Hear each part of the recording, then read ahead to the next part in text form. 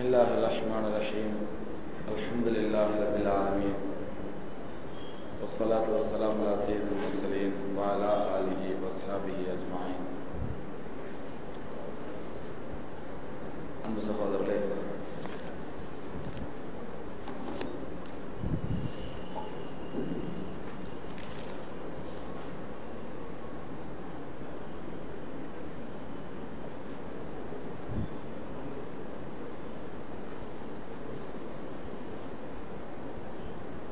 நெருங்கி உட்காந்து ரொம்ப கேப் கேப்பா இருக்கு. நான் நெருங்கி உட்காந்து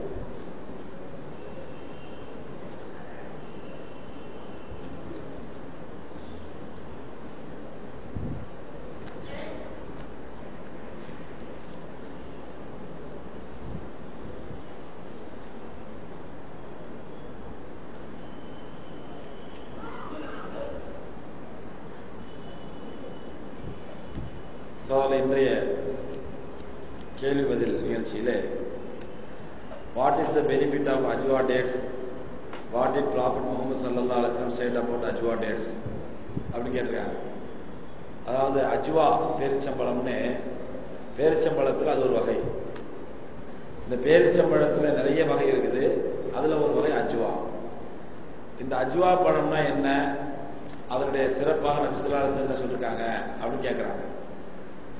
ஏன்னா இன்னைக்கு பேரிச்சம்பழத்துல சவுதி அரேபியாவை பொறுத்தவரை பேரிச்சம்பழம் ரொம்ப ஃபேமஸ் மதீனா தான்.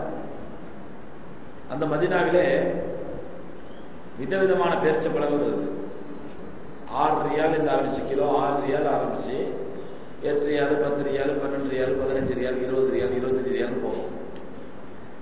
அதுல அஜ்வா பழம் ஒரு பழம் இருக்கும், அது மட்டும் கிலோ 50 ரியால். இன்னைக்கு ரேட்டு, இப்போ உள்ள ரேட்டு இப்படி சூழ்நிலை கிலோ 50 ரியால், அதாவது கிலோ இன்னைக்கு ரேட்டு படி 600 ரூபா. அப்படின்னு அந்த பழத்துல ஏதாவது ஸ்பெஷாலிட்டி இருக்குமா, ஏதாவது சிறப்பு இருக்குமா, இல்லை ஏதாவது சீட்லெஸ் இருக்குமா அப்படின்னா நம்ம சாப்பிட்டு பார்த்தா எந்த வித்தியாசமும் தெரியாது. ஷேப்ல மற்ற பேரிச்சம்பழம்லாம் இப்படி நீட்டா இருந்துச்சுன்னா அஜ்வா பழம் குண்டு குண்டா இருக்கும், கோலி மாதிரி இருக்கும். இது ஒண்ணுதான் வித்தியாசம் இருக்குமே தவிர மற்ற டேஸ்ட்லாம் ஒன்றும் பெரிய எந்த வித்தியாசமே தெரியாது. ஆனா அந்த பழத்துக்கு என்ன அவ்வளவு சிறப்பு அப்படின்னு சொன்னா, பெருமானார் ஸல்லல்லாஹு அலைஹி வஸல்லம் அவர்கள் அஜ்வா பேரிச்சம்பழத்தை ரொம்ப விரும்பி சாப்பிட்டுருக்கிறாங்க. சொன்னாங்க, இந்த பழம் மருத்துவ குணம் மிக்கது. தினந்தோறும் 3 பேரித்தம்பழங்கள், இந்த அஜ்வா பழங்களை தினமும் 3 பேரித்தம்பழையில காலையில ஒருத்தர் வழமையா சாப்பிட்டு வந்தால் அவருக்கு மௌத்தை தவிர மற்ற எல்லா நோய்களுக்கும் அல்லாஹ் ஷிஃபா கொடுப்பான். அது மட்டுமல்ல, குறிப்பா சிஹர் என்று சொல்லக்கூடிய சூனியத்திலிருந்தும் அல்லாஹ் ஷிஃபா கொடுப்பான் அப்படின்னு நபி ஸல்லல்லாஹு அலைஹி சொல்றாங்க.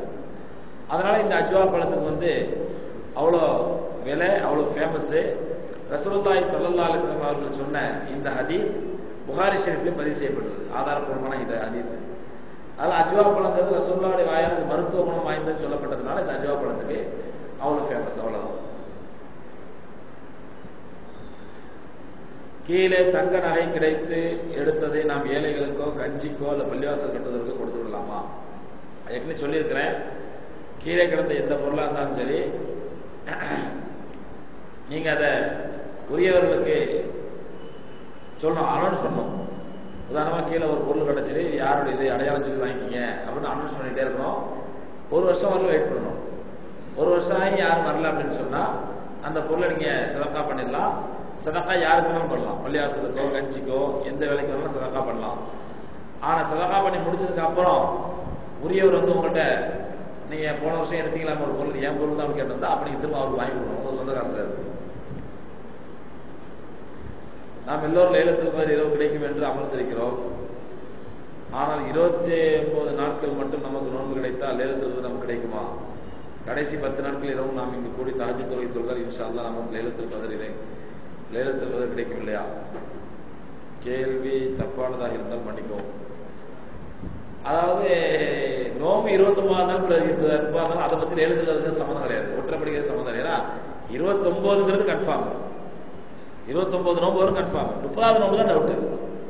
அப்ப எப்ப 29வது நோம்பு வரும், 29வது இரவு வரும். 29வது இரவு வருவது உறுதி, 30வது இரவு தான் வருமா வராதா, 30வது நோம்பு தான் இருக்குமா இருக்காதாங்கிற டவுட்டே தவிர 29வது நோம்புங்கிறது கன்ஃபார்ம். அதனால ஒற்றைப்படையான 5 ராத்திரி லைலத்துல் கத்ர் 5 இரவு நமக்கு கிடைக்குங்கிறதுல கன்ஃபார்ம் இல்ல, கன்ஃபார்ம் உறுதி. 30வது நோம்பு கிடைக்குமா அப்படின்னு டவுட். 30வது நோம்பு ரெட்டப்படாது, நமக்கு பிரச்சனை இல்லை.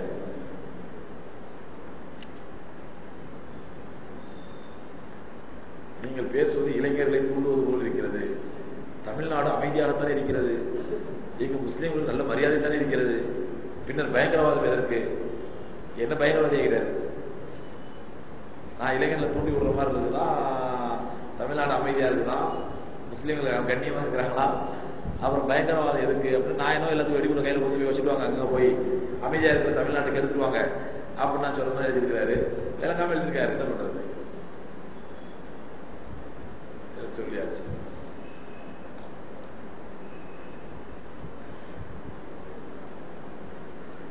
நீங்கள் நெருங்கிய நண்பர்களிடம் கூட்டுதுவா கூடாது என்கிறீர்கள், ஆனால் நீங்களே பள்ளியில் கூட்டுதுவா கேட்கிறீர்கள், ஏன்? ஊருக்கு தான் உபதேசமா? எந்த நெருங்கிய நண்பர்கள் ஒரு மசாலா, ஊருக்கு ஒரு மசாலா இல்லைங்க, எல்லாத்துக்கும் காமனா இப்பவும் சொல்றேன், பப்ளிக்காவும் சொல்றேன், நெருங்கிய நண்பர்கள் மட்டும் இல்ல, ஓப்பனா பப்ளிக்காவும் சொல்றேன். பரலான தொழுகைக்கு பிறகு கூட்டுதுவா என்பது ஹதீஸ்கள்ல கிடையாது. பரலான தொழுகைக்கு பிறகு நபி ஸல்லல்லாஹு அலைஹி வஸல்லம் துஆ சொன்னாங்க, சஹாபாக்கள் ஆமீன் சொன்னாங்க, அப்படி எந்த ஆதாரமும் ஹதீஸ்கள்ல கிடையாது. மற்ற நேரங்கள் நேற்று கூட சொன்னீங்க, பதில் நேற்று முதல் சொன்ன நினைக்கிறேன்.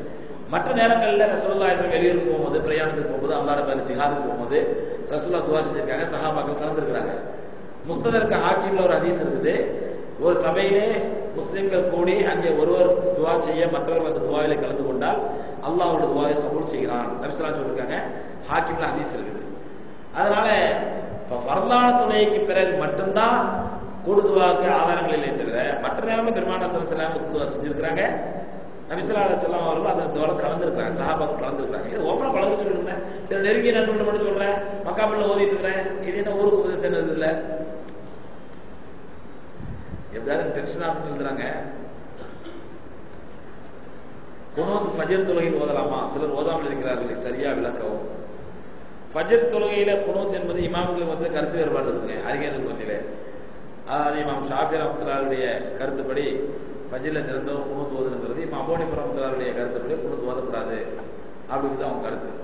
இந்த கருத்து வேறுபாடு காரணம் என்ன அப்படின்னு சொன்னா, நபி ஸல்லல்லாஹு அலைஹி வஸல்லம் ஆரம்ப காலத்துல அவங்களுக்கு ஒரு பிரச்சனை, எதிரிகளுக்கு ஒரு பிரச்சனை ஏற்பட்ட பொழுது ஃபர்லான தொழுகையிலேயே குனூத்தின் நாசிலா என்று சொல்லக்கூடிய குனூத் ஓதிருக்கிறாங்க நபி ஸல்லல்லாஹு அலைஹி வஸல்லம். பிறகு அதை நிறுத்திட்டாங்க. இமாம் ஷாஃபி ரஹ்மத்துல்லாஹி சொல்றாங்க, அந்த பிரச்சனை இருந்ததுனால ஓதுனாங்க, பிரச்சனை முடிஞ்சதுனால நிறுத்திட்டாங்க. அபூ ஹனீஃபா ரஹ்மத்துல்லாஹி பிரச்சனை முடிஞ்சதுனால நிறுத்திட்டாங்க, அதனால நாம வந்து அது ஓத வேண்டியதில்லை அப்படிங்கிறது இமாம் அபூ ஹனீஃபா ரஹ்மத்துல்லாஹி கொடுத்து, இமாம் ஷாஃபி ரஹ்மத்துல்லாஹி சொல்றாங்க, இல்ல இல்ல ஒரு தடவை ஓதனால ரசூலுல்லாஹ் சுன்னத் சொன்னதானே, அதனால நம்ம தொடர்ந்து ஓதணும் அப்படிங்கிறது சொன்னது ஷாஃபி ரஹ்மத்துல்லாஹி கொடுத்து. இப்ப நாம என்ன பண்ணணும் அப்படின்னு சொன்னா, நாம எந்த பள்ளியில தொழுகிறோமோ அந்த பள்ளியில வழமைப்படி இமாம் ஃபஜ்ர் தொழுகையில குனூத் ஓதினால் நாம் அதில் கலந்து கொள்ள வேண்டும். இமாம் குனூத் ஓதலண்டா நாம குனூத் ஓதக்கூடாது. சில பேர் இமாம் குனூத் ஓதாத பள்ளியில என்ன பண்ணுவாங்க, இவங்க 2 தடவை சஜ்ஜா செய்வாங்க. இது தேவையில்லாதது. ஏன்னா நபி ஸல்லல்லாஹு அலைஹி வஸல்லம் இன்னமா லியுத்தமல் இமாமோ இன்னமா ஜுஇலல் இமாம் லியுத்தம பிஹி, இமாம் ஏற்படுத்தப்பட்டதெல்லாம் அவரை பின்பற்றுவதற்காகத்தான். அப்ப இமாம் என்ன செய்யறாரோ அதை ஃபாலோ பண்ணிட்டு போயிடுங்க. இதான் நபி ஸல்லல்லாஹு அலைஹி வஸல்லம் சொல்லி கொடுத்த முறை.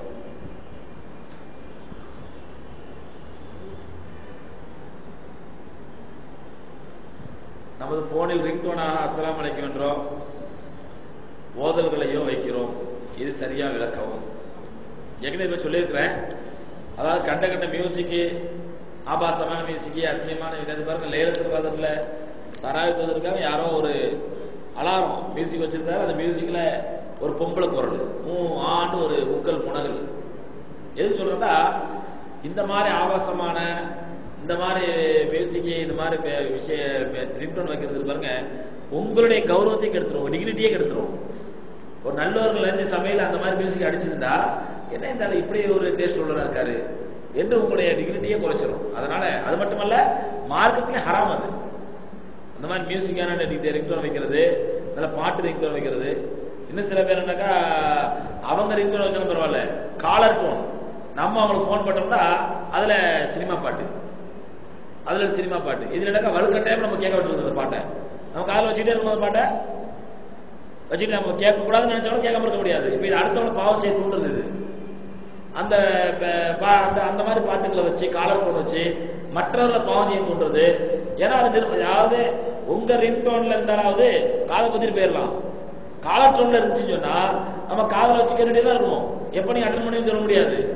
அதனால இந்த மாதிரி சினிமா பாட்டுகள், சினிமா மியூசிக்கல் வைக்கிறது, ரிங்டோனோ காலர் டோனோ எது வச்சாலும் ஹராம் தாங்க.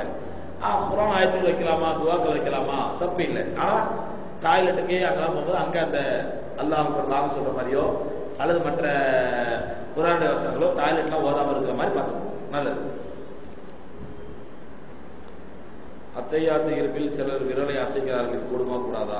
பல தடவை சொல்லியாச்சு இதை பத்தி. இஸ்லாத்தில் ஆட்சியாளரை தேர்ந்தெடுக்கும் வழிமுறையை குறித்து விளக்கவும். ஒரு வழிமுறை சொல்லலாம், நிச்சயமா ஜனநாயக முறை அல்ல. ஜனநாயக ரீதியா நீங்க ஓட்டு படுத்துறதுக்காக முறை இது இஸ்லாமிய முறை அல்ல.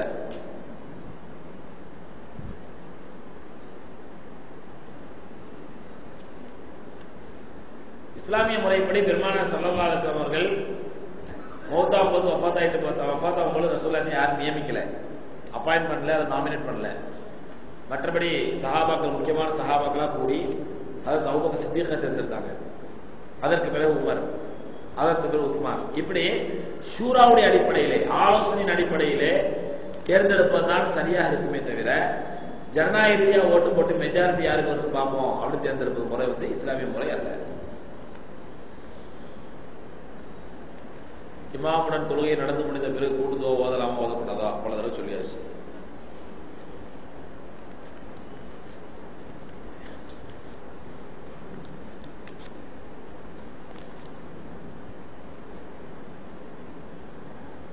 ஷேக் உசாமா பின் லேடன் அவர்கள் மூலமாக ஹிலாஃபத் ஏற்படும் என்று உரையாற்றினீர்கள்.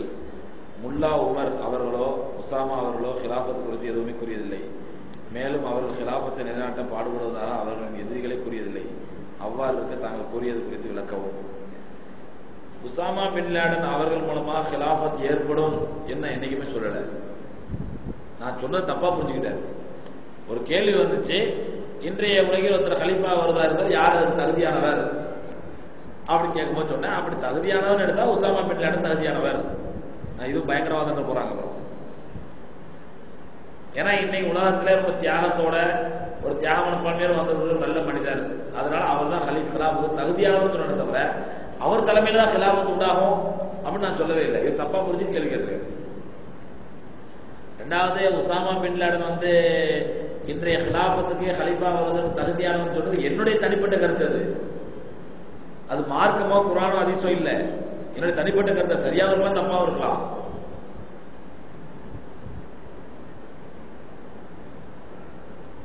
எனக்கு நிச்சயத்த பெண்ணை நான் காதலிக்கலாமா?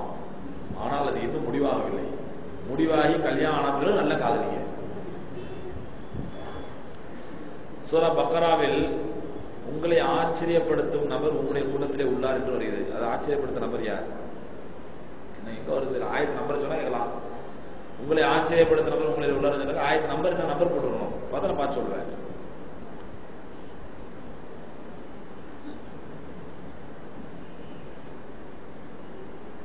திருநங்கைகளை கல்யாணம் செய்யலாமா?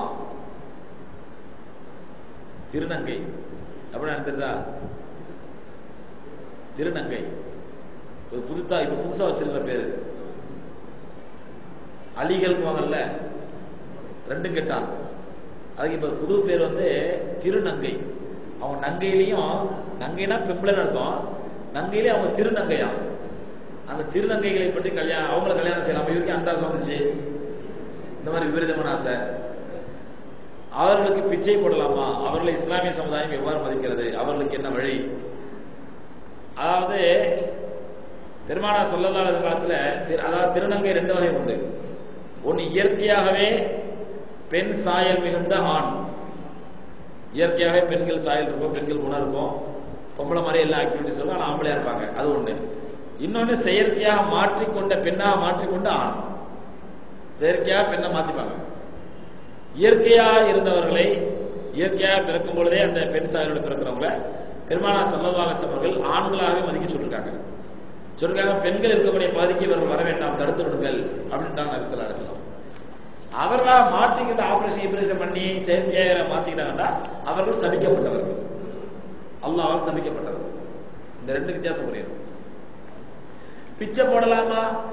அது குழப்பா போச்சு. வந்து கடைக்கு முன்னாடி நின்றுக்கிட்டு நீங்க வந்து ஒரு 2 ரூபா 3 ரூபா கொடுக்கலன்னு வச்சுங்க, உங்களை நான் அடிச்சு போயிடுங்க கொஞ்ச நேரத்துக்குள்ள. அதாவது தங்களை தாங்களே இழிவுபடுத்திக் கொண்ட ஒரு சமுதாயம் அது. தங்களை தாங்களே இழிவுபடுத்திக் கொண்ட சமுதாயம். எங்கள் குடும்பத்தில் 4 பெண்கள் 2 ஆண்கள் மொத்தம் 6 பிள்ளைகள். இதுவரைக்கும் எங்கள் தகப்பனார் யாருக்குமே அக்ரிகா கொடுக்கவில்லை. எங்கள் அனைவருக்கும் சேர்த்து ஒரு மாடு கொடுக்கலாமா? மாடுனா 7 பேர் சேரலாம், 6 பேர் தான் இருக்கிறீங்க. அப்ப அத்தாவையும் சேர்த்துக்காதுல 7 பேரா இருக்கிறதுக்கு குர்பானி தாங்க மாடு கொடுக்கலாம். அக்ரிகா வந்து ஆடாதான் கொடுக்கணும். ஆம்பளை பிள்ளைக்கு ஒரு ஆடு, ஆம்பளை பிள்ளை 2 ஆடு, பொம்பளை பிள்ளைக்கு ஒரு ஆடு. அது குழந்தை பருவத்தில் கொடுக்கணும். இப்போ அதாவது மீச வச்ச குழந்தையா இருந்தா அந்த மீச வச்ச குழந்தை அங்கேயே கொடுக்கூடாது. உண்மையான குழந்தை பருவத்துல அங்கேயே கொடுக்கலாம். நோன்பு வைத்துக் கொண்டு டூத் பேஸ்ட் வைத்து பல் விளக்கிக் கொள்ளலாமா? கொள்ளலாம், தப்பில்லை. பெண்கள் தரப்பு இருந்ததா? நான் ஒரு ரெஸ்டாரண்ட் நடத்தி வருகிறேன். அங்கு வரும் கஸ்டமர்ஸ் பர்த்டே செலிப்ரேட் செய்கிறார்கள், அனுமதிக்கலாமா? அதாவது ரெஸ்டாரண்ட் வச்சு நடத்தும் பொழுது அங்க கஸ்டமர்கள் வர்றாங்க, பர்த்டே செலிப்ரேட் பண்றாங்க, இது அனுமதிக்கலாமா அப்படின்ட்டா, இது எப்படின்னா நாம ஒரு கல்யாண மண்டபம் கட்டியிருக்கிறோம். அந்த கல்யாண மண்டபத்துல பர்த்டே பார்ட்டி நடக்கும், வலிமா நடக்கும், கல்யாணம் நடக்கும், அல்லது நிச்சயதார்த்தம் நடக்கும், எல்லாம் நடக்கும். இல்ல இதுல வந்து கல்யாணத்துக்கு மட்டும் தான் கொடுப்பேன், வலிமாக்கு மட்டும் தான் கொடுப்பேன், அது மட்டும் தான் ரசூலோட சுன்னத்து, மற்றவங்களை கொடுக்க மாட்டாங்க, அது வருஷத்துல பாதி நாள் இல்ல 3/4 நாள் மூடிதான் கிடக்கும். எதற்கெல்லாம் அனுமதி கொடுக்கலாம் என்றால், அல்லாஹ்வுக்கு ஷிர்க் வைக்கக்கூடிய காரியங்கள் இல்லாதவற்றுக்கு அனுமதி கொடுக்கலாம், தப்பில்லை. அவங்க கல்யாண மண்டபத்துல வச்சு ஒரு குத்து விளக்காச்சு பூஜை பண்றாங்க, அந்த பூஜைக்கு அனுமதிக்கலாமா? கொடுக்கூடாது, அனுமதி கொடுக்கூடாது. அதே மாதிரி ரெஸ்டாரண்ட்ல பர்த்டே என்பது மாற்றாவுடைய கலாச்சாரம், இஸ்லாமிய கலாச்சாரம் அல்ல, மாற்றாவுடைய கலாச்சாரம். ஆனால் அது அல்லாஹ்வுக்கு இணை வைக்கக்கூடிய காரியம் அல்ல, அல்லாஹ்வுக்கு ஷிர்க் வைக்கிற காரியம் இல்லை. அதனால பர்த்டேக்கு அனுமதிக்கலாமா? அனுமதிக்கலாம். நாம கொண்டாடக்கூடாது, பர்த்டே நாம கொண்டாடக்கூடாது, நம்முடைய குழந்தைகள் கொண்டாடக்கூடாது, மற்றவர்கள் கொண்டாட நம்ம ரெஸ்டாரண்ட் அனுமதிக்கலாமா? அனுமதிக்கலாம், தப்பு. அது ஷிர்க் ஒன்றும் கிடையாது, அது அவங்க கலாச்சாரம், அது அவ்வளவுதான். நான் வெளிநாட்டில் வேலை செய்கிறேன். என்னுடைய நண்பர் 5 மாதம் 10 மாதம் சீட்டு விடுகிறார். அது வரும் பணத்தை ஏழை எளியவர்களுக்கு கொடுக்கிறார். இது எப்படி ஹராமா ஹலாலா என்று குறிப்பு. சவுதி, துபாய், அரபு நாடுகளில் வட்டிக்கு வரும் பணத்தில் ரோடு பொது சேவைகள் அரசு செய்து கொண்டிருக்கிறது. இது சரியா? அதாவது சீட்னா என்ன சீட்? ஏழை சீட்டா? ஏழை சீட்டு விட்டு அதுல வர்ற வருமானத்தை ஏழைகள் கொடுத்தா இது எப்படின்னாக்கா, பேங்க்ல வட்டிக்கு விட்டு அந்த வட்டி எடுத்து ஏழைக்கு பண்ற மாதிரி. அதாவது ஹராமான பணத்தை ஏழைகளுக்கு கொடுக்கலாம் என்பது ஒரு நிர்பந்தத்துக்காண்டி தாங்க. ஹராமான பணத்தை, வட்டி பணத்தை ஏழைகள் கொடுக்கலாமா அப்படிங்கிறது நிர்பந்தத்துக்காண்டி உள்ளது. அதே நிர்பந்தத்தையே வந்து வழக்கமா இருக்கக்கூடாது. முக்கியமான கேள்விங்க மாணவர்களுக்கு. எக்ஸாமில் காப்பி அடிக்கலாமா?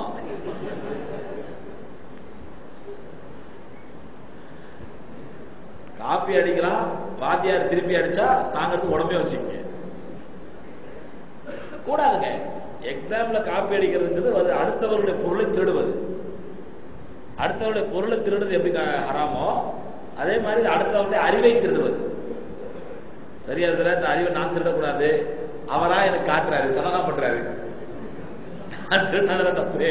அவரா எனக்கு சதகா பண்றாரு, தர்மம் பண்றாரு, இந்தப்பா எடுத்துக்கோ, பார்த்து எழுதிக்க அப்படின்னு சொல்லி இந்த சதகாவை நான் கபூல் செய்யலாமா? நான் திருடு தானே ஹராமு, சதகா பண்ணா வாங்கிக்கலாமா அப்படின்னு கேட்கிறாரு. அப்படி நீங்க சதகா வாங்கி அதை வந்து நீங்க மார்க் வாங்கினா அந்த மார்க் ஹலாலான மார்க்கா இருக்காது. உங்களுடைய அறிவுக்கு கிடைத்த மார்க் அல்ல அது, உங்களுடைய திறமைக்கும் உங்களுடைய முயற்சிக்கு கிடைத்த மார்க் அல்ல அது. அதனால காப்பி அடிக்கிறது அவரா காட்டு சதகாவை கொடுத்தாலும் சரி, அவர் தெரியாம நீங்களா திருடினாலும் சரி, ரெண்டுமே ஹராம், கூடாது. கல்லூரிக்கு செல்லும் முஸ்லிமான பெண் மற்ற ஆண்களுடனான அணுகுமுறையிலிருந்து தன்னை காப்பது எப்படி? நல்ல கேள்விங்க. காலேஜுக்கு போட முஸ்லீம் பெண்ணு மற்ற ஆண்களுடைய அணுகுமுறை முதல்ல அல்லாஹ் ரப்பல் ஆலமீன்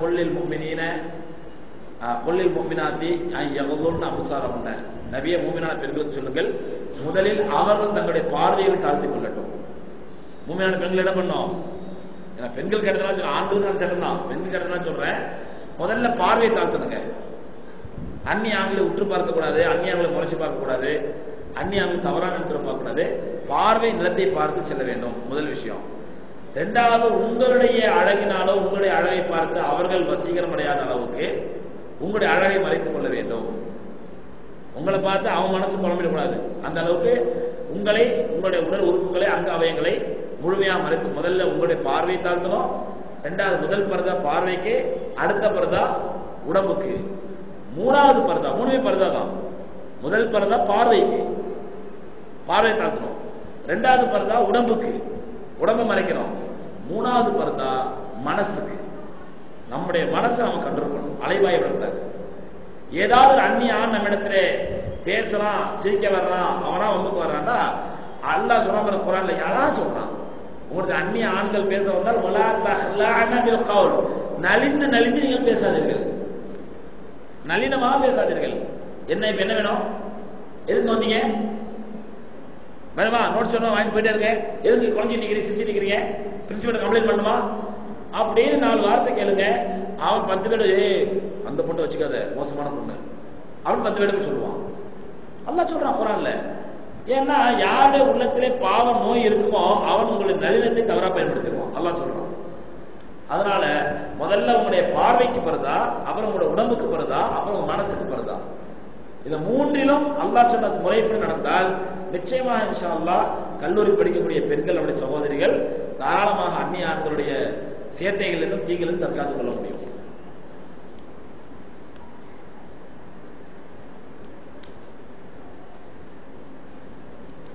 நான் ஒரு போரா முஸ்லீம் அவர்களுக்கு 5000 ரூபாய் சக்காத்தாக கொடுத்து விட்டேன். உங்கள் பயான் கேட்பதற்கு முன்பு இந்த பணம் சக்காத்தில் சேருமா? பள்ளியில் பெயிண்ட் அடிப்பதற்காக கொடுக்கும் பணம் சக்காத்தில் சேருமா? பள்ளிவாசல் மெயின்டெனன்ஸ்க்கோ, பள்ளிவாசல் பெயிண்ட் அடிக்கிறதுக்கே கஞ்சி ஊத்துறதுலாம் சக்காத்து யூஸ் பண்ணக்கூடாது, சக்காத்து பண்ணக்கூடாது. போரா முஸ்லீமுக்கு கொடுத்த சக்காத் சக்காத்தாக சேருமா அப்படின்னா, போரால அவர் எந்த வகை? ஷியாக்கள் என்ன சொல்ல, 12 வகை 18 வகை இருக்கிறாங்க. அதுல சில பேர் காஃபிர்களே. அதுல எந்த வகைன்னு பாருங்க.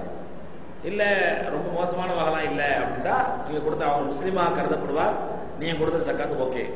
இல்ல போராக்கள் மோசமான அக்கீதா கொண்டு இருக்கிறாங்க, ஷியாக்களுடைய ஆய்வை பத்தி சொல்லுங்க, ஷியாக்களுடைய வரலாறு சொல்லுவோம், சொன்னவங்களுக்கு ஷியாக்கள் எத்தனை வகை எப்படி இருக்காங்கன்னு சொல்லி, அப்படி மோசமான அக்கீதா கொண்டவர்களா இருந்தால் அவர் முஸ்லீமே இல்லை, இஸ்லாத்துக்கு அப்பாற்பட்டவர்கள், அவர்களுக்கு சக்காத்து சக்காத் செல்ல முடியாது. எனக்கு திருமணமாகி 20 வருடங்கள் ஆகிறது. எனது பெற்றோர் எனது திருமணத்தின் போது வீட்டு பொருளாதாரத்தின் சூழ்நிலையில் எனது மாமனார் 1 லட்சம் பணம் வாங்கினார்கள். நான் எனது மனைவிக்கு மகரும் கொடுக்கவில்லை. இப்பொழுது நான் இதற்கு என்ன பரிகாரம் செய்ய வேண்டும்? அந்த 1 லட்சம் ரூபாய் திரும்ப கொடுக்கணும். 1 லட்சம் ரூபாய் திரும்ப கொடுக்கணும். உங்களுடைய மனைவிக்கு மகர் எவ்வளவு பிக்ஸ் பண்ணீங்களோ அந்த மகரை கையில் கொடுத்துடணும். உடனே கொடுத்தணும் 1 லட்சம் ரூபாய். நான் என்னுடைய மாமனாரிடம் 5 லட்சம் ரூபாய் வரதட்சணை வாங்கிவிட்டேன், தெரியாமல் செய்துவிட்ட தப்பை இப்பொழுது நான் நிவர்த்தி செய்கிறேன், இந்த மேடையில எல்லோருக்கும் முன்னால் அறிவிக்கிறேன், என் மாமனாருக்கு இனி மாசம் 100 ரூபாய் விதமாக அந்த 5 லட்சம் ரூபாய் கொடுத்து முடித்து விடுவேன், இது வரதட்சணை திரும்ப கொடுக்குற ஒப்பந்தமா? இப்படி ஒரு போலித்தனமான ஒரு வேலை செஞ்சுட்டு இருக்காங்க சில பேர். வரதட்சணை ஒழிப்பு மாநாடு போட்டுவிட்டு அதுல யார் யாரெல்லாம் வரதட்சணை திரும்ப கொடுப்பாங்க அப்படின்னா, அவர் மேலே அல்லாஹ்வே சத்தியமாக நான் இனிமேல் வரதட்சணை அதை வாங்கி தருவேன். அப்புறம் என்ன? அல்லாஹ்வே சத்தியமாக இனிமேல் வரதட்சணை வாங்க மாட்டேன், வாங்கிய வரதட்சணையை மாதம் 100 ரூபாய் விதமாக 5 லட்சம் ரூபாய் எத்தனை வருஷம் அவங்க அதுக்குள்ள மாமனார் போய் சேர்ந்துருவார். அதனால எவ்வளவு சீக்கிரம் முழு பணத்தை கொடுக்கணும் அவர் சீக்கிரம் திரும்ப கொடுக்கணும். பெருநாள் தொழுகையில் எத்தனை தக்பீர் கூற வேண்டும்? எல்லா பள்ளியிலும் 3+3 தக்பீர் கூறுகிறார்கள். ஆனால் 7+5 12 தக்பீர்களை நபிகள் நாயகம் ஸல்லல்லாஹு அலைஹி வஸல்லம் சிலர் கூறுகிறார்கள். ஆதாரப்பூர்வமான ஹதீஸ்கள் மூலம் தெளிவுபடுத்தவும். நல்ல கேள்விங்க. 3+3 முதல் ரக்காத்துல 3 தக்பீர், இரண்டாவது ரக்காத்துல 3 தக்பீர், இது ரசூலுல்லாஹி ஸல்லல்லாஹு அலைஹி வஸல்லம். 7+5 முதல் ரக்காத்துல 7 தக்பீர், இரண்டாவது ரக்காத்துல 5 தக்பீர், இது ரசூலுல்லாஹி ஸல்லல்லாஹு அலைஹி வஸல்லம். ஆனால் இந்த 7+5 12 ரக்காத் 12 தக்பீர் சொல்றாங்க பாருங்க, இதுதான் ரசூலுல்லாஹி ஸல்லல்லாஹு அலைஹி வஸல்லம் செஞ்சதுக்கு உறுதியான ஆதாரம் இருக்குது. அதுக்காக 3+3ங்கிறது ஆதாரம் இல்ல, பித்அத் அப்படிலாம் கிடையாது. ஹதீஸ்ல நஸீ ஹதீஸ்ல இருக்குது, இப்னு மாஜால இருக்குது, மக்கா மாலிக்ல இருக்குது. 3+3 அதுவும் ஹதீஸ் இருக்குது. 7+5 இருக்குது. 7+5க்கு நிறைய ஹதீஸ்கள் இருக்குது, ஸ்ட்ராங்கான ஹதீஸ்கள் இருக்குது. இது 3+3க்கும் ஹதீஸ்கள் இருக்குது. அது ரெண்டுமே நபி ஸல்லல்லாஹு அலைஹி வஸல்லம் சுன்னத்தான முறை தான்.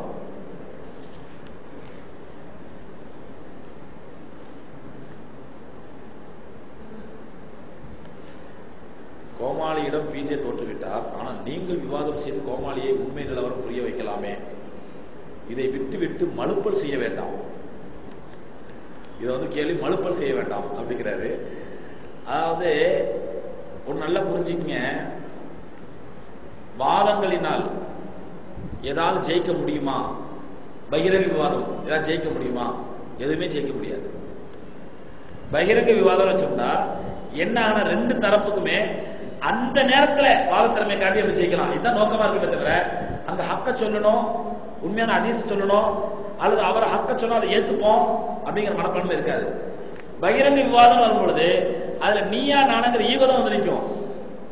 நீயா நானாங்கிற ஈகோ தான் வந்து நிற்கும். நீ இப்படி சொல்லியா, அதுக்கு மறுப்பு நான் கொடுக்குறேன் பாரு, அப்படி மறுப்பு கொடுப்பாரு, உடனே அதுக்கு அவர் மறுப்பு கொடுப்பாரு. அப்ப ஈகோ தான் முன்னிலை நிற்குமே தவிர ஹக்கை ஏற்றுக்கொள்ள வேண்டும், உண்மையை ஏற்றுக்கொள்ள வேண்டும் என்ற மனப்பான்மை நிச்சயமா ரெண்டு தரப்புமே அங்க இருக்காது. நானே போய் ஈடுபட்டாலும் என்னோட மனதில் அப்படிதான் மாறும். ஏன்னா மனித இயல்பு அது. அதனால இந்த பகிரங்கமா மேல போட்டு விவாதம் பண்றதுனால யாராவது ஒரு தரப்பு ஹக்கை ஏற்றுக்கொள்ளும், ஒரு தரப்பு ஹக்கை விட்டுக்கொள்ளும், அப்படிலாம் ஒண்ணுமே கிடையாது.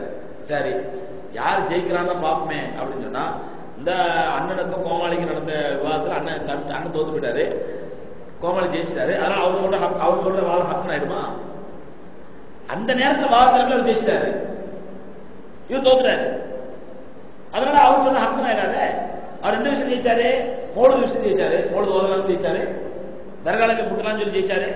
அதுல இவர் கோட்டை விட்டாரு. ஏன்னா இவர் அந்த நேரத்தில் ஹதீஸ்களை எடுத்து வைக்காம இதே மாதிரி தன்னை வாதத்திறமை காட்டினாரு. வாதத்திறமை இவரோட அவர் சூப்பர் இருக்கிறத காட்டி நம்ம அடிச்சு கொண்டு போயிட்டாரு அவரு.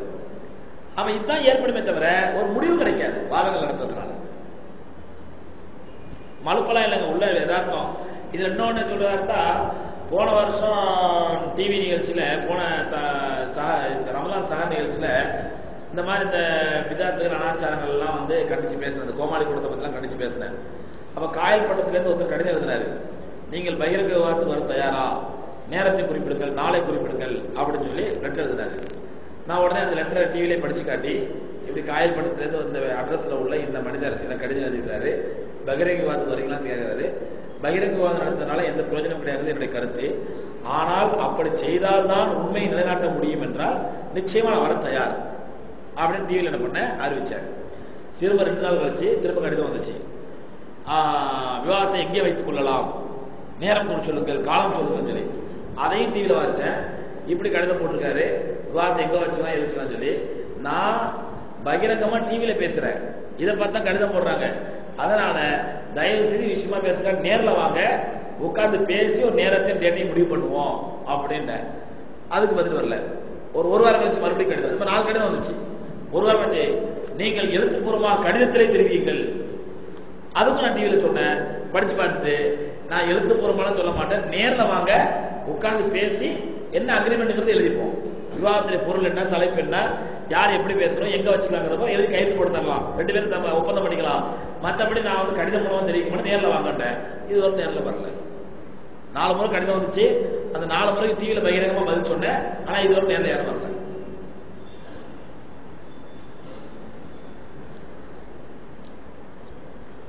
ஒரு ஹாஃபிஸ் குர்ஆன் மறந்து விடுவார் என்பதற்காக பள்ளிவாசல் கிடைக்காததால் தனியாக ஒரு அறையில் 3 அல்லது 4 நபருக்கு தராவி சொல்லலாமா? தொழலாம், தப்பு இல்லை, தொழில் தப்பு கிடையாது. அந்த மாதிரி சூழ்நிலையில ஒரு ஹாஃபிஸுக்கு பின்னாடி நீங்க தனியா ஒரு 3-4 பேர் 2 குர்ஆனை எடுத்து ஆசைப்படுறீங்க, தொழலாம். இஸ்லாமியர்கள் தங்களை பாதுகாக்க என்ன ஆயுதம் வைத்துக் கொள்ளலாம்? எந்த மாதிரி கேள்வி பத்திலா?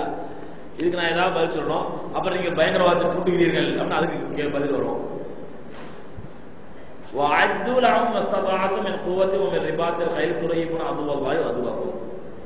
உங்களுடைய எதிரிகளையும் அல்லாவுடைய எதிரிகளையும் பயமுறுத்தக்கூடிய அளவுக்கு சக்திகளையும் உங்களுடைய பலத்தையும் தயார்படுத்திக் கொள்ளுங்கள். அவ்வளவுதான் அல்லாவுடைய வசனம். இதுதான் பதிலா சொல்றேன். Why Prophet says to Sahabakal, I am leaving a problem with you, that was, ladies, what Allah says in this. Why he said like that? அதாவது நான் உங்களிடத்துல பெண்களை போன்ற ஒரு பிரச்சனைக்குரியவர்களை விட்டு செல்லவில்லை அப்படின்னு சொல்ல சொன்னாங்களாம். ஏன் அப்படி சொன்னாங்கன்னு கேட்கிறாங்க. கல்யாணம் ஆனவங்க கேளுங்க ஏன் அப்படி சொன்னாங்க. அதாவது அப்படி சொல்லல. அதாவது பெண்கள் மூலமாகத்தான் உங்களுக்கு ஃபித்னாக்கள் அதிகமாக நடக்கும், குழப்பங்கள் அதிகமாக நடப்பது பெண்கள் மூலமாகத்தான் அப்படின்னு சொல்றாங்க. அதாவது ஒரு ஆண்மானுக்கு பெண்கள் மீது உள்ள ஈர்ப்பு, காமம், இச்சை, இதனால்தான் உலகத்தில் அதிகமாக குழப்பம் நடக்கும் அப்படின்னாங்க. இதுக்கு பெண்கள் மட்டும் காரணம் இல்லை, ஆண்களும் காரணம். இது ஆண்கள் சேர்த்த சொல்றாங்க. பெண்கள் ஏன் காரணம் அப்படின்னு சொன்னா, நான் சொன்ன பாருங்க, தங்களுடைய அழகு, தங்களுடைய வனப்பு, தங்களுடைய அந்த ஸ்ட்ரக்சர் அடுத்த ஆண்களை ஈர்க்கும் வண்ணம், அவர்களை கவனத்தை ஈர்க்கும் வண்ணம், அவருடைய இச்சையை தூண்டும் வண்ணம் பெண்கள் ரோட்ல போனாங்கன்னாக்கா நிச்சயமா குழப்பம் வருங்கிறதுல எந்த சந்தேகமும் கிடையாது. நல்ல பவுடர் போட்டு, நல்ல மேக்கப் போட்டுக்கிட்டு, நல்ல கம்மாவும் சென்ட் அடிச்சுட்டு, தலை நிறைய மல்லிகை போச்சு ரோட்ல போறாங்க, புர்கா போட்டே போறாங்க, முகத்தை காட்டிட்டு போறாங்க. குழப்பம் வருமா வராதா? ஃபித்னா வருமா வராதா? இதுதான் நபி ஸல்லல்லாஹு அலைஹி வஸல்லம் சொன்னாங்க. If can I take the shoe lace for my friend, is this shirk? I tie. ஓ, குடிஞ்சி ஷூலேஸை மாட்டி விட்டா இது ஷிர்கா அப்படின்னு கேட்கிறாரு. கீழே ஏதாவது பொருள் விழுந்து எடுத்தா, கீழே ஏதாவது பொருள் விழுந்துச்சுங்க, அதை எடுத்தா அது ஷிர்கா? இதெல்லாம் ஷிர்காகாதுங்க. இல்ல இது வந்து ஒரு சகோதரர் செய்யக்கூடிய உதவி. இல்ல காலில் ஏதாவது சில சமயம் அவர் காலில் வந்து அடிபட்டிருக்கோம், நீங்க அது காலை தூக்கி வச்சு அது மருந்து போட்டுட்டு இருப்பீங்க, அவர் காலை போட்டுட்டீங்க, அதனால இது ஷிர்க்குன்னு சொல்ல முடியுமா? இதெல்லாம் ஷிர்காகாது. இன் மேரேஜ் அது எந்த நோக்கத்தில் தொழுறாரு காலை குனிஞ்சு? அவர் இபாதத்து, அவர் வணக்கம். இன்னைக்கு இப்ப மகரிப் தொழுதுட்டு வேற ஒரு இடத்துல இஃப்தாருக்கு போயிருந்தேன். போயிட்டு பள்ளி உள்ள வர்றேன், நான் பாட்டுக்கு அல்லான்னு வந்துட்டு இருக்கேன். ஒருத்தர் குடுன்னு ஓடி வந்தாரு. எது கூட திரும்பி பார்க்கறேன், முத்துனி காலில் விழுது, காலை தொட்டு முத்தம் கொடுத்தாரு. இதோட வம்பா போச்சு அப்படின்னு. யாருப்பா என்ன பண்ண? நான் களிமா சொல்ல வந்திருக்கிறேன். களிமா சொல்ல எங்க எதுக்கு வந்திருக்கேன்? யாருப்பா நீ எங்க எதுக்கு வந்திருக்கேன்? ஏதோ 57 வந்திருக்கிறேன். என்ன விஷயம்பா? நான் களிமா சொல்ல வந்திருக்கிறேன். இஸ்லாத்தை எதுக்கு வந்திருக்கிறேன்? எதுக்குப்பா நீ இஸ்லாத்தை எதுக்கு வந்திருக்கிறேன்? என்ன காரணமா? நான் மக்கா மஸ்ஜிதுக்கு போனோம், அதுக்காண்டி இஸ்லாத்தை எதுக்கு வந்திருக்கிறேன்.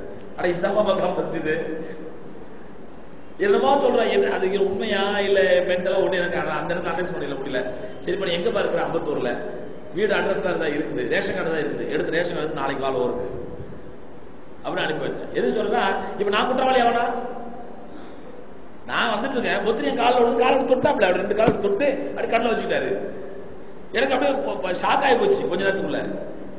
இப்ப நான் குற்றவாளி ஆவனா? கொஞ்சம் அவங்க காலத்துல முத்தம் கொடுத்துட்டாரு, அது குற்றவாளி சொல்ல முடியுமா? நான் என்ன பண்ணுவேன் இதுக்கு? அதனால நியத்தை பொறுத்து. இன் marriage what is a limit of luxuries? If all the expenses is not did by the bride side, if we call thousands of people to the marriage. ஓஹோ, இதுல தமிழ் டிரான்ஸ்லேஷன் வர 1000க்கும் மேற்பட்ட நபர்கள் குறிப்பிட்டு திருமணம் நடத்தலாமா? திருமணத்தில் ஆடம்பரம் எந்த அளவுக்கு வரை இருக்கலாம்? மாப்பிள்ளாய் வீட்டு சாலவி என்றால், அதாவது நல்லா புரிஞ்சுங்க. அல்லாஹ் குர்ஆன்ல சொல்றான், தேவையை விட அதிகமான செலவு செய்தால் அது வீண் விரயம். உதாரணமா, கல்யாண வீட்டுல போக்கஸ் லைட் போடுறீங்க, வரவங்க இருட்டா இருக்குது, போக்கஸ் லைட் போட போறீங்க, இது தேவை. சீரியல் போட்டா ஹராம். நேற்று 27 மக்காபில போக்கஸ் லைட் போட சுத்தி, இது தேவை. இதே மக்காபில சீரியல் போட்டா இது இஸ்ராஃப், இது பாவம். இதுதான், அதாவது தேவைக்காக நீங்கள் பயன்படுத்துவது தவறல்ல. தேவைக்கு அதிகமா தேவையில்லாத விஷயங்களை செலவழிச்சுக்கிட்டா இதுதான் வீண் விரயம். இதனால புரிஞ்சுங்க. ஒண்ணு. ரெண்டாவது, மாப்பிள்ளை வீட்டாரே செலவு செஞ்சாலும் கூட வீண் விரயம் கூடாது. இன்னல் முபத்திரீன கான மின் இஹ்வான ஷைத்தான் அல்லாஹ் சொல்றான். வீண் விரயம் செய்யக்கூடியவர்கள் ஷைத்தானுடைய சகோதரர்கள் அல்லாஹ். அதுல மாப்பிள்ளை வீட்டாரே செய்யறாரு, மாப்பிள்ளை வீட்டாரே செஞ்சாலும் கூட வீண் விரயம் மார்க்கத்தில் அனுமதி இல்லை.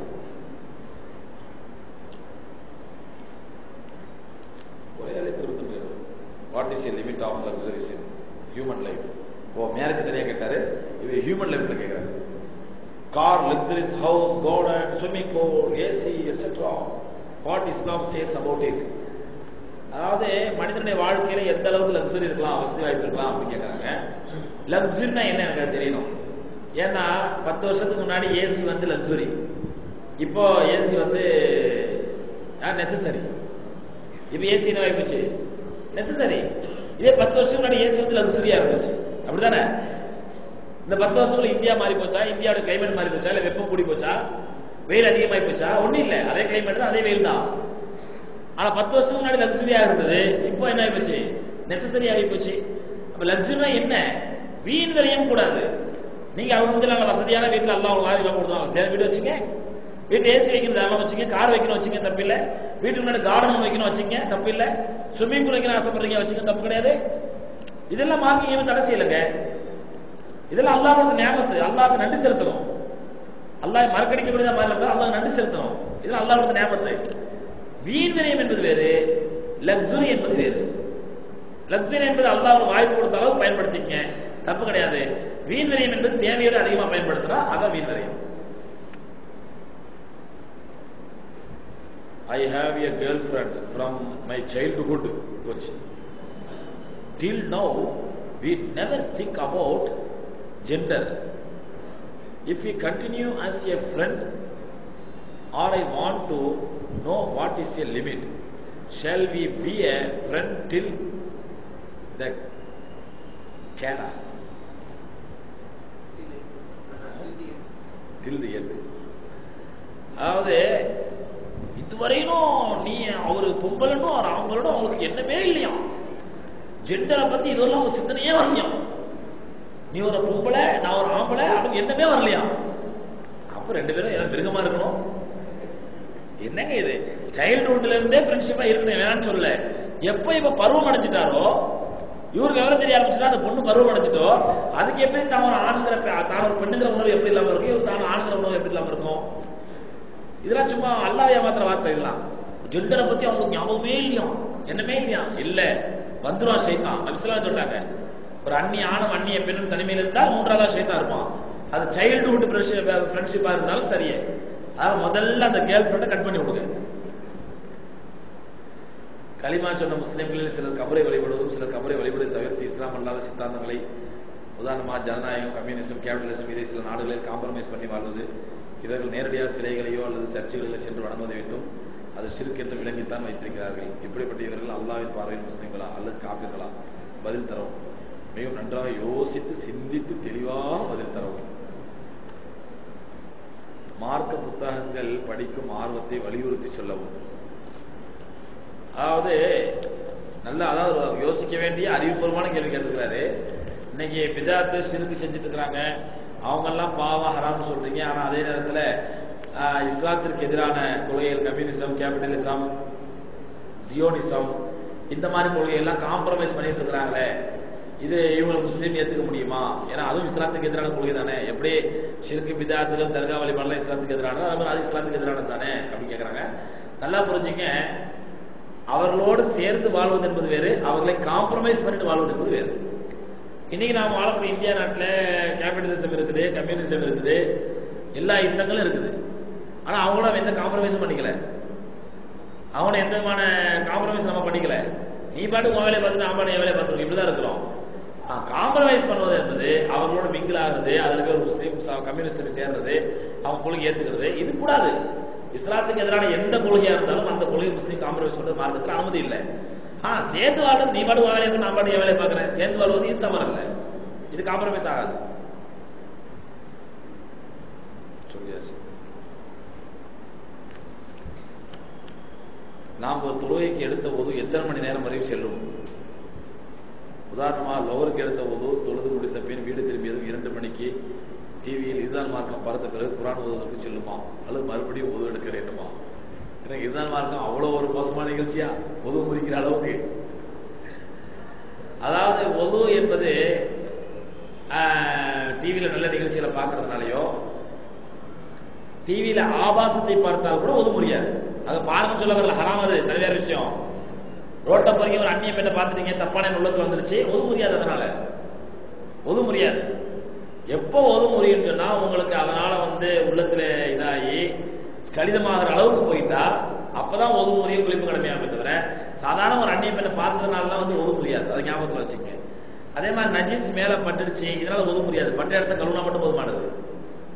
ஒது என்பது பொதுவா எப்ப முடியும்னா காற்று பிரிந்தாலோ அல்லது மலஜலம் கழித்தாலோ இப்பதான் ஒது முடியும். இந்த மாதிரி இல்லாத பட்சத்துல நீங்க எத்தனை மணி நேரத்துக்கு ஒதுவை டைட்டா வச்சுக்கலாம், தப்பே கிடையாது. மதீனாவில் நபி ஸல்லல்லாஹு அலைஹி வஸல்லம் அவர்கள் அடக்கம் செய்த இடம் பக்கத்தில் காலியாக இருப்பதாம். அங்கே ஈசா அலைஹிஸ்ஸலாம் அவர்கள் அடக்கம் செய்ய கூறப்படுகிறது உண்மையா? காலியா இருக்கிறது உண்மைதான். ஆனா ஈசா அலைஹிஸ்ஸலாம் வருவாங்கலாம் எந்த ஆதாரமும் கிடையாது. மக்களோட மூட நம்பிக்கையில உள்ளது. தொழும்பொழுது இரு கால்களுக்கு இடையே எவ்வளவு கேப் விட வேண்டும்? சில பேர் 1 ஜான் விடுகிறார்கள், சில பேர் 3 ஜான் விடுகிறார்கள், சில பேர் இப்படி இருக்கிறார்கள். அதாவது நபி ஸல்லல்லாஹு அலைஹி சொல்றாங்க, ஏன் 1 ஜான் 3 ஜான்லாம் விடுறாங்கன்னு சொன்னா, சாதாரணமா நிக்கிற மாதிரி நிக்கிறங்க. தொழுகைக்குன்னு சொல்லி ஸ்பெஷலா நிக்கிறதெல்லாம் ஒண்ணும் கிடையாது. சாதாரண நின்னாடி எப்படி நிற்கிறோ அப்படி நிக்கிறோம்.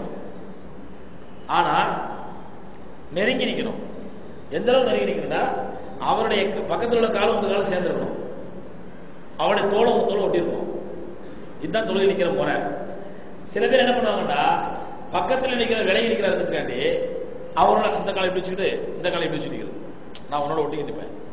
என்ன பண்ணி ஒரு சாதாரண அவரை கிட்ட வர சொல்லு, கிட்ட வாங்க பாய் நெருங்கி நில்லுங்க, அல்லது அவரோட போய் சேர்ந்து ஜாயின் பண்ணிக்கணும். கேப் தான் இன்னொருத்தர் நிக்க சொல்லணும். இவரே ரெண்டு பேர் இடத்துல இந்த ஒரு கால வச்சு நிக்கிறது, இது நபி ஸல்லல்லாஹு அலைஹி வஸல்லம் அவர்கள் கட்டுப்படுத்த முறை அல்ல.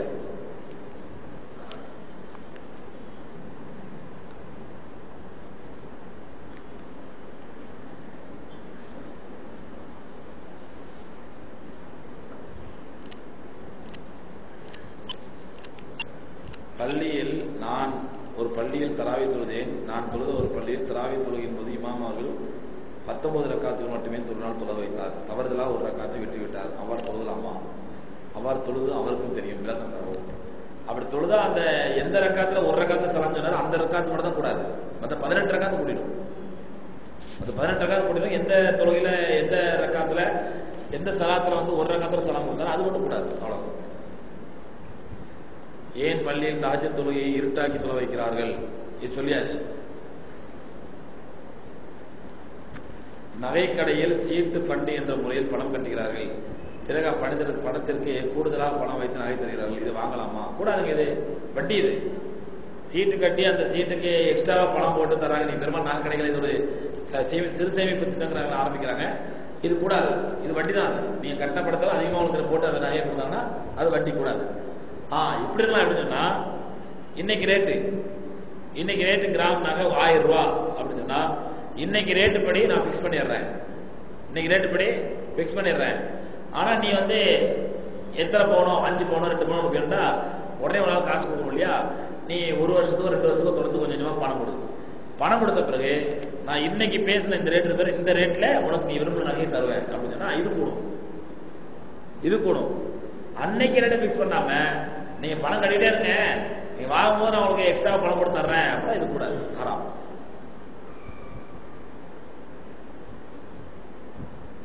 Why Islam says all the wives should mate for her husband? What is the husband limit on wife? இது அல்லாஹ் குர்ஆன்ல சொல்லுங்க பாருங்க. இது எழுதுறது ஒரே ஆளே எழுதுறாரு. குர்ஆன் கல்யாணம் ஆனவரா ஆகாதவரா தெரியல. ஷரியத்துல கணவனுக்குள்ள உரிமைகள் என்ன, கடமைகள் என்ன, மனைவிக்கு உரிமைகள் என்ன, கடமைகள் என்ன, அல்லாஹ் தெளிவா சொல்லிட்டான். இதை அடிக்கடி அவங்க சொல்லி பயன் சொல்லிட்டு வர கணவன் மனைவிகள் உரிமைகள் என்ன, கடமைகள் என்ன சொல்லி இதை தெரிஞ்சுக்கிட்டாலே போதும். ஏன் ஒரு மனைவி எந்த அளவுக்கு கணவன் கட்டுப்படணும், எந்த அளவுக்கு கட்டுப்படக்கூடாது, ஒரு மனைவிக்கு கணவன் எந்த அளவுக்கு கடமைப்பட்டிருக்கலாம், எந்த அளவுக்கு கடமை இல்லை, இது அல்லாஹ் தெளிவா அல்லாஹ் சொல்றான். ஒரு ஆளுன்னு சொல்றான், ஹதீஸ்னு சொல்றாங்க. இதை பல்வேறு காலகட்டம் சொல்லிட்டே வந்திருக்கிறேன். சொல்லியாச்சு. ஹஸரத் அவர்கள்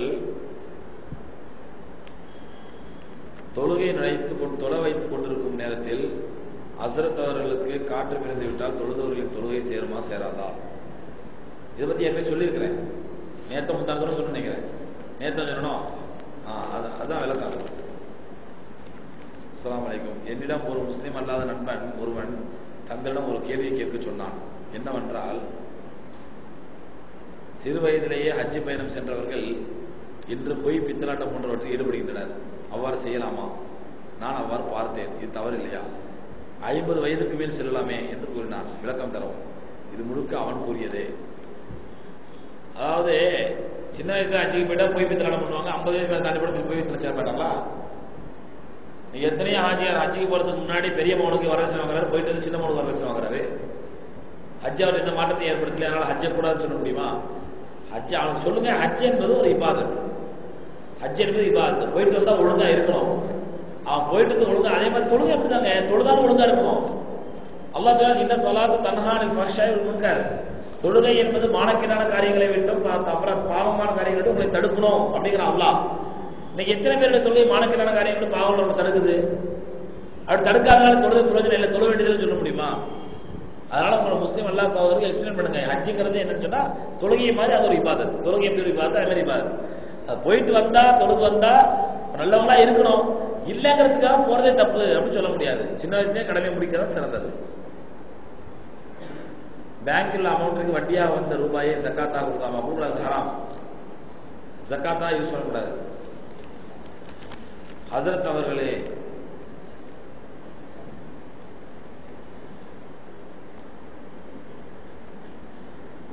தாங்கள் 11 மணிக்கு நடத்தும் கேள்வி கேட்டு பதில் தரும் நிகழ்ச்சி எங்களுக்கு மிகவும் பயனுள்ளதாக உள்ளது. அல்ஹம்துலில்லாஹ்.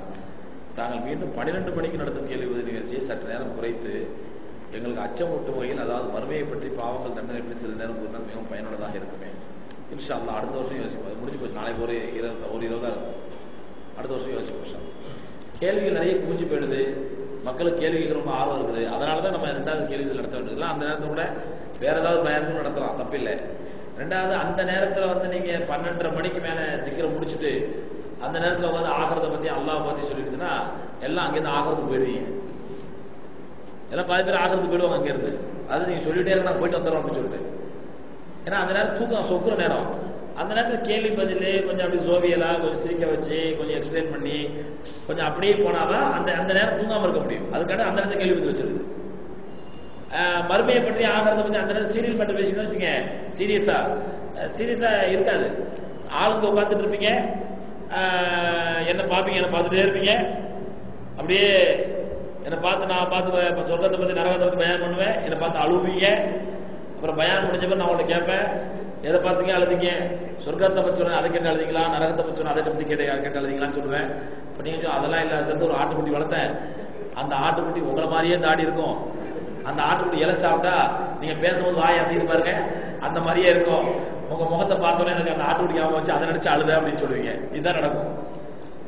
இது ஒரு கதையா சொல்லுவாங்க. அதனால அந்த நேரங்கிறது வந்து அதெல்லாம் திக்கரே குறைச்சிடறோம். அந்த திக்கரை 1/2 மணி நேரம் பண்ணோன்னே பாருங்க, ஒரு 15 நிமிஷம் 20 நிமிஷம் ஒழுங்கா அப்புறம் எல்லாம் திக்கர் போட ஆரம்பிச்சிடும் தலை ஆட்டோமேட்டிக்கா. அதனால நம்ம அந்த நேரம் வீணாயிடக்கூடாது, தூங்கிடக்கூடாது, அந்த மார்க்கத்தை விலகணும் அப்படிங்கிறதுக்காக அங்க இருந்து கேள்வி பத்தி வச்சிருக்கோம். மாத்தணும்னா சில மாத்தணும், தப்பு இல்லை, மாத்தக்கூடாது. அது வந்து அல்லாஹ் நிர்ணயிச்சுட்டு அப்படிலாம் பேசலாம், அப்படிலாம் ஒண்ணும் கிடையாது. நம்ம வசதிக்கு எதாவது மாத்தணும், மாத்திக்கலாம்.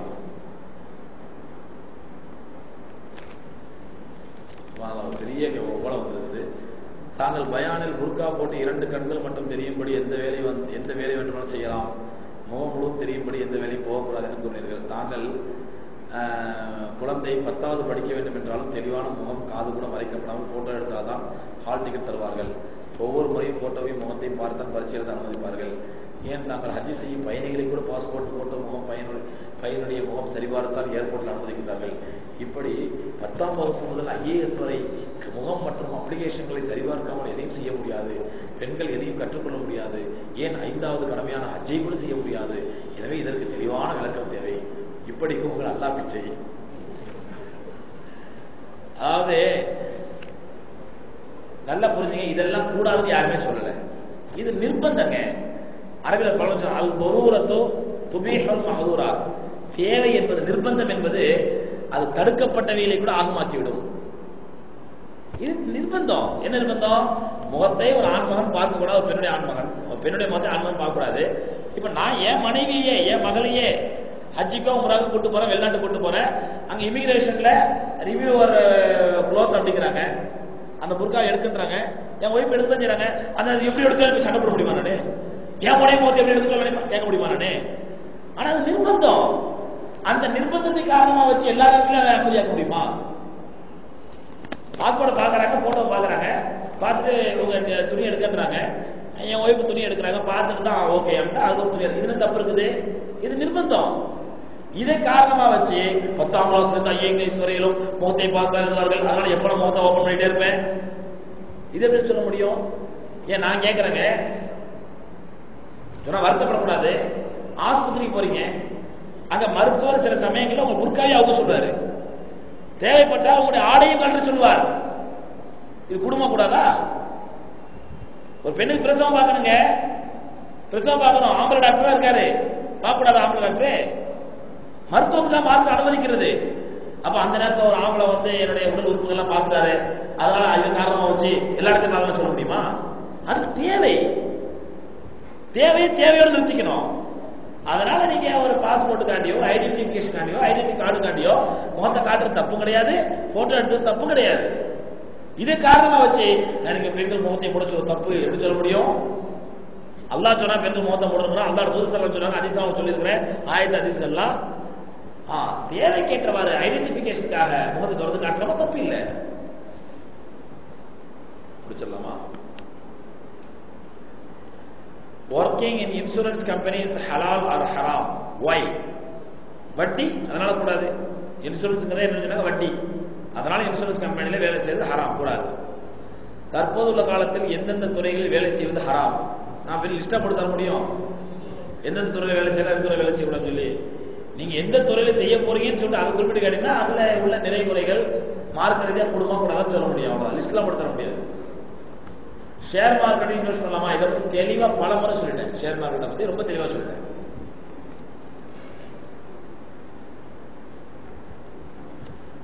இன்சூரன்ஸ் கம்பெனியில் வேலை பார்ப்பது ஹராம் என்றால் வேலை பார்த்துக்கான சேலரி வாங்கலாமா? இது எனக்கு கேள்வி. இன்சூரன்ஸ் கம்பெனி வேலை பார்த்து ஹராமா? ஆனா வேலை பார்த்துக்கான சம்பளம் வாங்கிக்கலாமா? அந்த சம்பளத்தான ஹராம் சொல்லிட்டு இருக்கோம். அல்லாஹ் ரப்பல் ஆலமீன் இந்த விஷயங்களை பேசணும், இந்த விஷயங்களை கேட்டு மாதிரி அமல் சொல்லி தருவாங்க. நாளைக்கு சகோதரர்களே ஒற்றைப்படையான இறுதி இரவு மிஸ் பண்ணிடாதீங்க. 5 ராத்திரில கடைசி ராத்திரி நாளைக்கு இன்ஷா அல்லாஹ். அந்த ராத்திரி நம்ம இழுத்திருந்து இபாதத் செய்து அமல் செய்யணும். அல்லாஹ் ரப்பல் நிச்சயமா நம்ம இல்லத்து நன்மை இன்ஷா அல்லாஹ் கண்டிப்பா தருவோம். அடுத்து பெருநாள் தொழுகை மக்காப்பள்ளியில வழமைப்படி, அதாவது எப்பவுமே நோன்பு பெருநாள் தொழுகை 7:30 மணிக்கு பயான், 8 மணிக்கு தொழுகை. ஹஜ்ஜி பெருநாள் தொழுகை 7 மணிக்கு பயான், 7:30 மணிக்கு தொழுகை. அரை மணி நேரம் முன்னாடி ஹஜ்ஜி தொழுகை நோன்பு பெருநாளை விட இது வளமை. இது அந்த மாதிரி வளமைப்படி இன்ஷா அல்லாஹ் இன்னைக்கு இந்த வருஷமும் 7:30 மணிக்கு பயான் ஆரம்பமாகும், 8 மணிக்கு தொழுகை நடைபெறும். தாய்மார்கள் அன்பான வேண்டுகோள், நாளைக்கு சொல்லுவேன் இன்ஷா அல்லாஹ், ஞாபகப்படுத்துங்க. அன்பான வேண்டுகோள், 7:30 மணிக்குள்ள பள்ளிவாசல் ஃபுல்லாயிடுச்சுன்னா பள்ளிவாசல் கூட்டப்படும். ஏன்னா ஆம்பளைங்க பிரச்சனை இல்லை, எங்கே அங்கிருந்து தொழுதுப்பாங்க, அங்கிருந்து தொழுதுப்பாங்க, மொட்டமான தொழுதுப்பாங்க, எங்க வேணா தொழுதுப்பாங்க. பெண்கள் பகுதியில் மட்டும்தான் தொழுதாகணும். நேற்று பெண்கள் நிறைய வந்துட்டு ரொம்ப கோச்சிட்டு போயிட்டாங்க. அல்லாவுடைய பள்ளிக்கு வரவிடாம தடுத்தீங்க. நான் என்ன பண்றது, நீ லேட்டா வந்துருக்கீங்க. இதுல நம்ம பண்ண மிஸ்டேக் என்னன்னா 25 அன்னைக்கு சொல்லாம விட்டோம். சீக்கிரம் வந்துருங்க, வளமையா வர்றவங்க சீக்கிரம் வந்துருங்க அப்படின்னு சொல்ல மறந்துட்டேன். யாரெல்லாம் என்ன நிறைய வளமையா வந்தவங்களுக்கு எனக்கு இடம் கிடைக்கல அப்படின்னு சொல்லி வருத்தப்பட்டாங்க. அதனால தாய்மார்கள் மற்ற பெண்களுக்கு வளமையாருடைய பெண்களுக்கு சொல்லுங்க, 7:30 மணிக்கெல்லாம் பள்ளிக்கு வந்துருங்க இன்ஷா அல்லாஹ். 7:30 மணிக்கு பெண்கள், அதை 7:30 மணின்னு இல்லை, 7 மணிக்கே பள்ளி ஃபுல் ஆயிட்டா 7 மணிக்கே சண்டை எடுத்து போகணும். வேற வழி இல்லை, வேற வழி கிடையாது. ஏன்னா பெண்களுக்கு வேற ஏற்பாடு இல்லை, நம்மகிட்ட வேற இடம் இல்லை. அதனாலதான் சொல்றாங்க. நாளைக்கு சொல்ல ஞாபகப்படுத்துங்க இன்ஷா அல்லாஹ். சுப்ஹானல்லாஹி வ பிஹம்திஹி சுப்ஹானல்லாஹி வ பிஹம்திஹி அஷ்ஹது அல்லா இலாஹா இல்லா அன்த அஸ்தக்ஃபிருக்க